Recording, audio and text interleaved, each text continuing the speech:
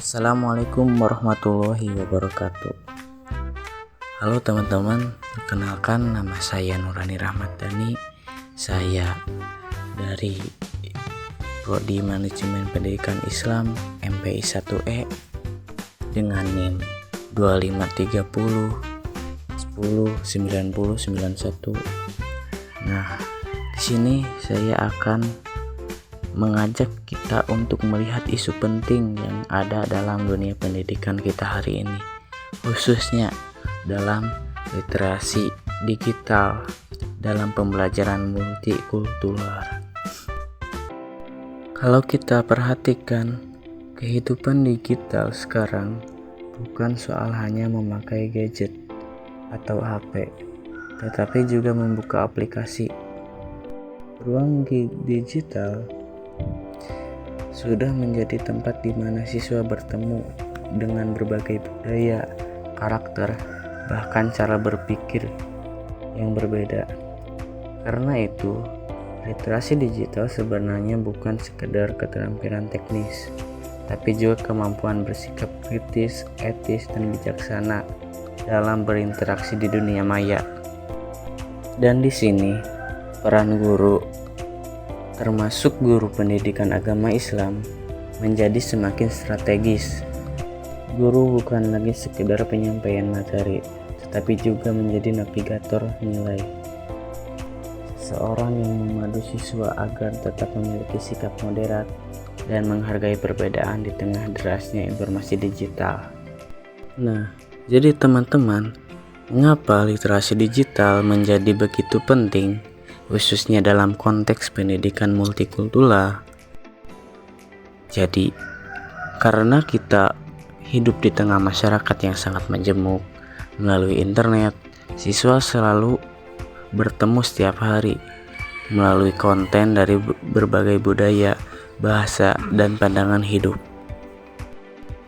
Jika mereka tidak mempunyai kemampuan untuk menyeleksi dan memahami perbedaan itu, maka akan terjadilah atau munculnya konflik isi informasi atau bahkan intoleransi bisa dengan mudah muncul dengan keadaan tersebut. Selain itu, informasi di era digital sudah tidak netral lagi sekarang. Seringkali bercampur antara fakta, opini, bahkan bias. Hoax juga itu sudah menyebar teman-teman, karena siswa perlu dibekali kemampuan berpikir kritis, tidak langsung percaya, tetapi mampu mengevaluasi dari mana informasi itu berasal dan apa dampaknya.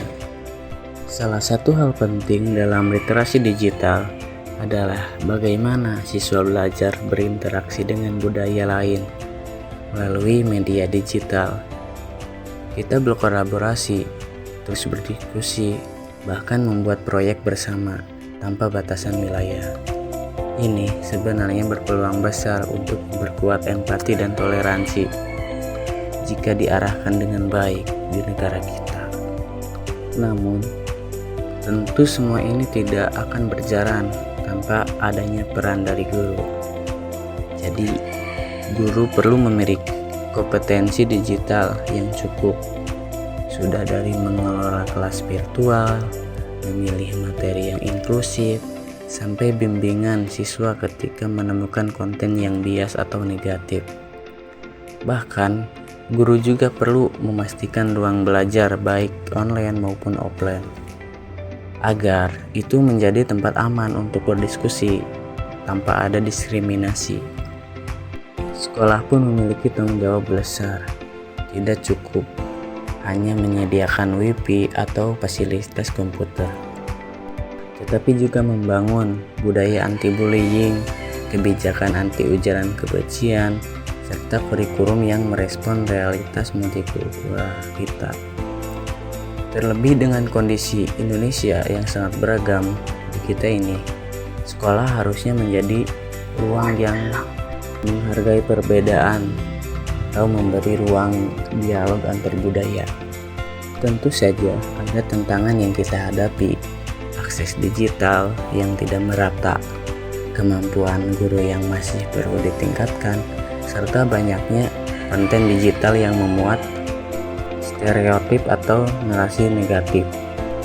Tapi semua tantangan itu justru menjadi alasan mengapa integrasi literasi digital dalam pendidikan multikultural harus semakin diperkuat. Jadi intinya teman-teman, saya ingin menekankan bahwa literasi digital adalah sebuah pondasi peradaban baru dan pendidikan multikultural adalah salah satu syarat terciptanya masyarakat yang damai dan inklusif. Jika keduanya dipadukan dengan baik, kita akan melahirkan generasi yang tidak hanya cerdas secara teknologi, tetapi juga matang dalam secara sosial atau juga berakhlak yang mulia.